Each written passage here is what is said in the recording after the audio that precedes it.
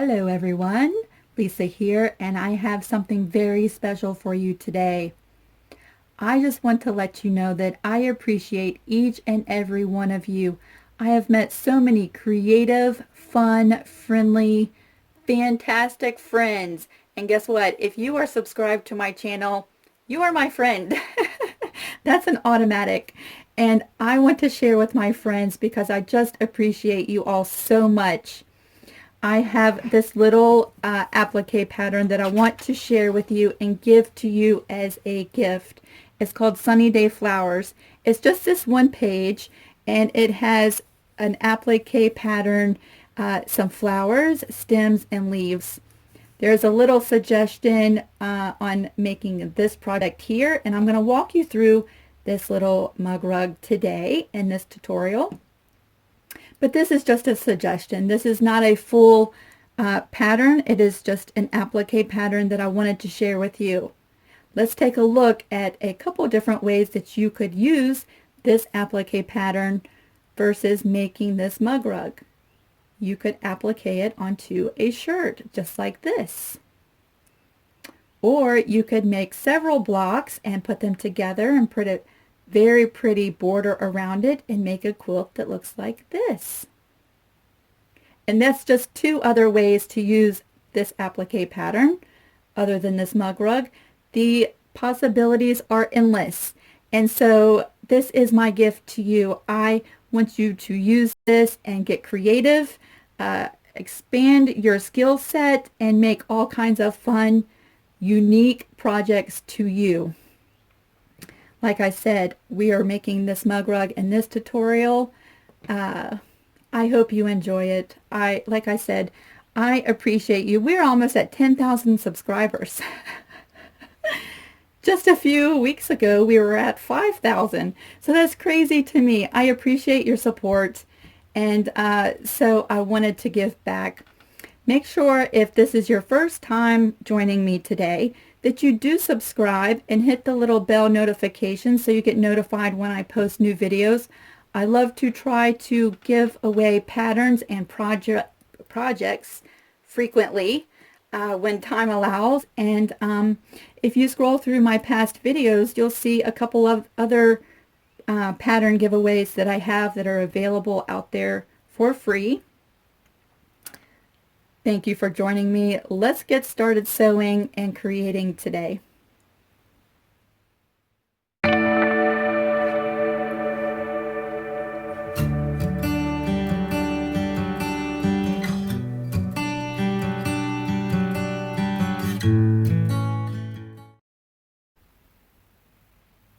In my intro, I showed you just a couple of ways that you could use these three flowers to decorate and applique all different kinds of projects. So I hope that you get really creative and use these flowers.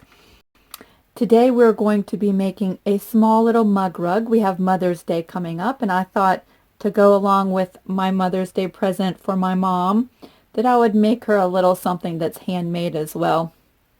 This is going to be a skinny, longer mug rug with a little base at the bottom and these applique flowers at the top. Here are our template pieces.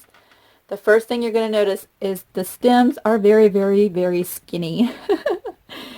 So you could cut them out and use things like heat and bond light, which would make it a lot easier to stitch them. Or you can get creative and use yarn as your flower stems. Or something like today, I'm going to be not actually cutting this out of fabric, and we're going to do a satin stitch in the place of our stems. You can see I have a couple of vintage buttons that I found at the flea market yesterday. So if you've seen that video, then you know where these are from. I had so much fun yesterday.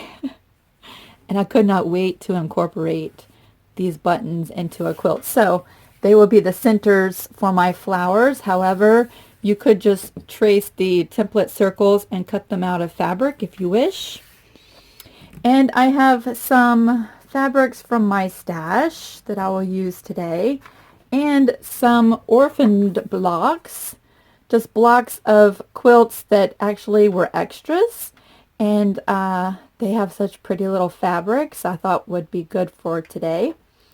And then I have this block that did not get used. Actually, I think I just put together 4 of those orphan blocks and made this quite some time ago. It's been in my stash, and so I think this would be fun to use as the back of my little baby mug rug today. Today I'm using Heat and Bond Light. You could use whatever type of adhesive you would like to do, or you could use the Elmer's glue. I have several videos on how to do that with applique. I have mirror imaged this pattern for you, so the stems have been mirror imaged. If you're using a Heat and Bond Light or some kind of fusible adhesive, you don't have to worry about holding up your pattern to a light source. And we're going to get started. For this, we have a background fabric of 6.5 by 6.5. That's where our flowers will go. And then the base, where our cup will sit, will be 6.5 by 4.5. I'm ready to get started. I'm going to go trace all my templates and we'll be right back. I am back from cutting out all of my pieces. You see I have the base and the background, and all of my little flowers and leaves are cut out. I still have the paper on the back of mine. I need to take that off. At this point you could go one of several different ways, and I say do what works best for you. I have these little heat erase marking pens that I picked up from Joann's. I think I am going to draw in where I would like my stems before I adhere anything down with my iron. Once I have the placement and the stems drawn in, I'll probably take all of these pieces off and then do a satin stitch before I move on with anything else. I will satin stitch my stems, and then once they're on there, I will lay my flowers over top of where I started that satin stitch, just so the flower placement is the way that I like it, and it covers the starting edge of my satin stitch. If you are cutting your stems out of fabric, you probably want to glue those down first, and then again put your flower over top of the very beginning part and adhere that down. Let's see. I am going to go ahead and mark my stem placement, and we will bring you along for the stitch out of the stems. Here we are at the machine. I have my background fabric, and I've already drawn in the lines with my heat erasing pen. I really love those because if you make a mistake and change your mind, you can give that a quick press and the ink just disappears. And I have a coffee filter that I have folded in half, and we're going to use this as a stabilizer to help stabilize the thinner fabric as we stitch through it, and all of our stitches will lay nice and flat and we won't get any puckering or skipped stitches. So I'll just put that like that. And I've already stitched a sample, and let's take a look at that sample. Go ahead and do this whenever you're doing a decorative stitch or some kind of satin stitch. Play with the settings on your machine and the tension until you get stitches that you are very happy with. I wanted to play with the width of my stitches to see how wide I wanted my stem, and the length of the stitch to see what handled better with this type of fabric and the thread I was using. I'm going to go with this stitch up here, and this was a setting of 0.5 with my length, and so it's pretty close together without causing too much tension on my fabric. And I'm ready to start stitching. I will probably fast forward this part because my machine is quite slow when doing satin stitching, but I wanted you to be able to follow along, so here we go.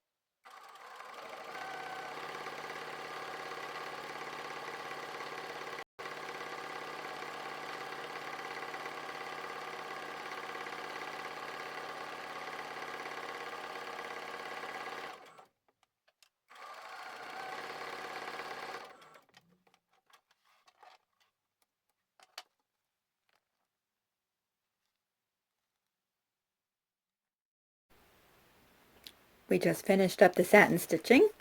You can see the coffee filter is still on the back, and this just easily tears away, especially if you've done a satin stitch and your stitches are very close together. We're just going to remove that by tearing.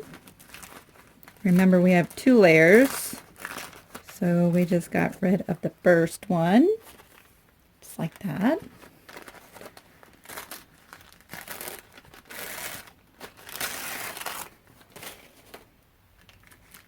I like to hold the fabric really firm when tearing away so that we're not distorting any of our stitches. Get something just to poke that up so I can grab it. And just like that, the coffee filter is gone, but it is a very good stabilizer, don't you think? Look how nice and pretty those stitches are. Yay! And there's the back. All right, we're ready to go ahead and position our flowers. And this one goes there. This one goes there, and that one goes there. And then our leaves will go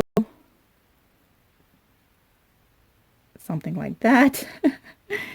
And I will press all of those into place. We're working with little itty bitty flowers and leaves today. Your options at this point is you could fuse everything in place and do a satin stitch around all of your baby little pieces. And if you're really good with satin stitches, then you'll have fun with that. These leaves are pretty tiny, so I think I'm going to fuse everything in place. Adhere the base part of my little mug rug to the background, and assemble my mug rug with the layers, and do a straight stitch to secure all of my applique and piece with my machine set at a free motion stitch.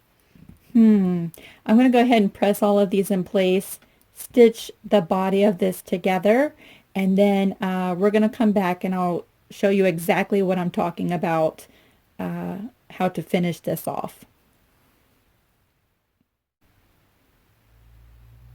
Okie dokie, I just finished sewing the bottom of my quilt to the background of the top. I used a 1/4 inch seam allowance and just went from side to side and gave that a quick press. And I pressed my flowers into place. They have not been stitched yet. This is just a simple applique pattern. I have not given detailed instructions for how to make this mug rug because I want you to use different techniques that work best for you and maybe even experiment a little bit. This project today that I'm doing is intended to be a fast, simple, quick project. So the way we're going to finish this is I have some batting, I have my backing fabric, and both of those 2 pieces I just roughly cut a little bit bigger than my quilt top. See how it comes past the edges all the way around, and we're going to layer these pieces together this way. This is all up to you. To keep this simple, I'm going to do a straight stitch all the way around all 4 sides, leaving an opening down at the bottom so I can turn everything right side out. You could cut your backing fabric larger than your quilt top and use that folded over as a binding for this piece, or you could trim everything off when you're done quilting and make a traditional binding to finish off your quilt. Like I said, we're going to keep this one simple. I will start by layering my batting first. I have my batting, or my backing, that will go down second, and we're going to place that the pretty side facing up. And then I'm going to take my quilt top and put that face down right in the center over top of everything. So make sure it's all flat.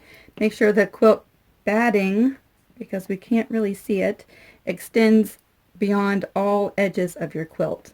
I'm going to start here at the bottom with some back stitching and go 1/4 inch all the way around my quilt. And then when I come back to the beginning, make sure you leave an opening large enough for you to turn everything right side out. Do some back stitching so all those stitches stay locked in place. Pull everything right side out. Poke out your corners. I have this very high-tech corner poker thingy. It's a ballpoint pen, but I like the bluntness of this tip and it doesn't poke through my corners. Poke out your corners and give this a good press. Then we'll come back and do a straight stitch all the way around. That will close our bottom and give this a nice little finish. Then once we're at that point, I'm going to come back and I'm going to show you how I will straight stitch my flowers. Here we go. Oh my goodness, this is such a cute little mug rug. I just got done turning this right side out, pressing everything after poking out my corners, and then I did a straight stitch all the way around, giving a nice little decorative edge to my quilt and closing up the bottom opening all at the same time. So no hand sewing today. And then while I still had my foot on my machine, I did a straight stitch right through here, quilting in the ditch between these two pieces, and that just keeps everything in place and quilts that. And now we are ready to do a straight stitch, securing all of our applique pieces, and doing it at this stage will also quilt your quilt all in the same time. I have my darning foot on my machine, and I have set my machine to the stitches that it likes to do for free motion work, which is a zigzag stitch with my stitch length all the way to a 0 and my stitch width all the way to a 0. However your machine does best, I would put all those settings in if you want to do a straight stitch to secure all of your applique pieces. Again, you could do a satin stitch, you could do a zigzag stitch, whatever stitch you prefer to do. But today we're going to do some free motion work. For me, I think that would be the easiest for the smaller pieces, at least for me. So I will go ahead and set up the camera so you can see how I do this, and then we're almost done.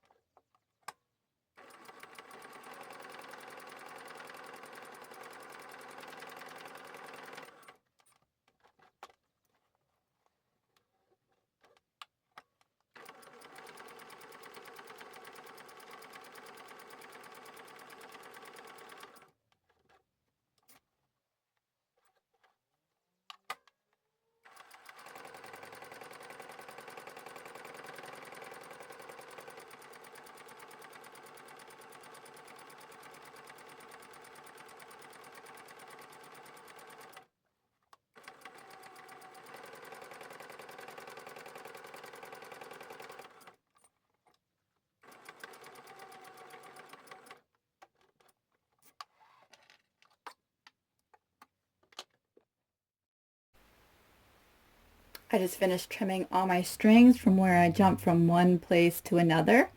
So not only did I stitch down my flowers and leaves, I also quilted it all at the same time, so everything is quilted in place. It's hard to see from the back. So let's take a close-up look. That's what my stitching looks like. And now we are almost done. We're going to add some buttons. You could, of course, hand sew your buttons on and secure them in the back if you like. You could have also put the buttons on before you put everything together. I just think it's way easier to stitch your flowers and do the quilting without the buttons in the way. I'm not hand stitching anything today. We're going to do it the fast and easy way. I took some DMC thread, my Nana's DMC thread, and I just threaded my button just like that from the back.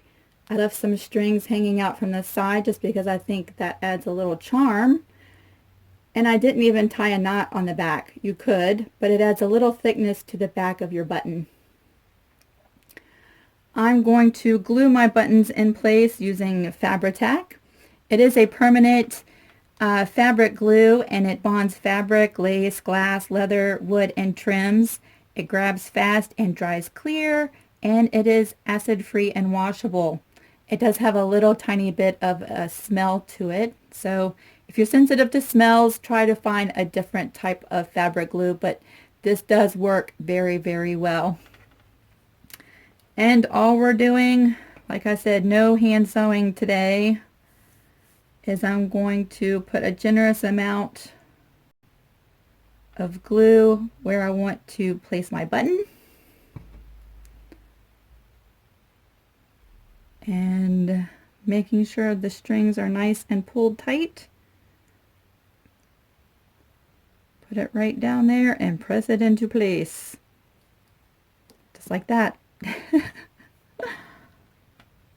I am really excited to use these buttons. Like I mentioned in the beginning, I found these buttons in a jar at the flea market yesterday for $5, and most of them came on the cards, which I really, really love. If you haven't seen that video and you're interested in all my flea market finds, I'll put a link to that video in the description box below. It's fun to see all the different things as I pulled them out the jar. Just going to press that down with some pressure just like that and make sure it grabs. And one last one. Of course, if you used the circle template on this little applique pattern, then you're not doing this part. I like to embellish whenever I can, so that's what we're doing on this one. Again, you could do them 50 million different ways and have 50 million different looking projects. And just like that. How cute is this? I love that. I think this will be a fun little addition to my mom's Mother's Day present. Mom, if you're watching this before Mother's Day, happy Mother's Day. Again, this will be really nice to go with what we got her. If you make this project or incorporate these templates into a different kind of project, I would love to see what you make. You can share your pictures with me over on Facebook. I'll put a link to my Facebook page in the description box. If you don't use Facebook, feel free to email me at lisacapenquilts@gmail.com. I would love to see your pictures and how you use this applique pattern in your own type of project. It's been a lot of fun sewing with you today. Again, I appreciate each and every one of you. I love reading your comments. I love getting your feedback. And I don't know, it's just really fun. I work by myself all the time, and it's nice to have friends out there all over the world who share my interest and my passion for the arts. And so I appreciate you. Enjoy this pattern. See you next time.